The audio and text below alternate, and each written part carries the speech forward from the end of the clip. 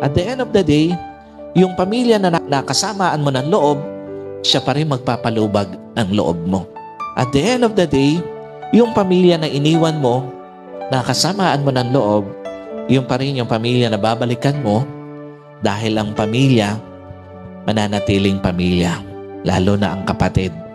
Ang pamilya, anumang lalim ng sugat, mananatiling pamilya.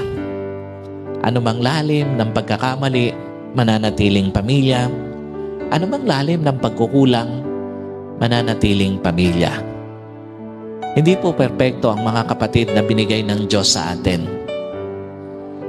Mula pagkabata, may mga naging hidwaan, may mga naging samaan ng loob na minsan dinala natin hanggang sa pagtanda natin. Pero tandaan niyo po, gaya ng tinuturo sa atin ng Panginoon, wala namang expiration ang pagkakasundo. Pag ginusto natin ng magkasundo, magkakasundo naman talaga eh. Wala namang expiration ang paggaling sa sakit ng kalooban. Pag ginusto mong gumaling, pakawalan mo lang yung sama ng loob, magsisimula ka na sa healing process. At higit sa lahat, wala namang expiration ang pamilya, lalo na ang pagiging kapatid.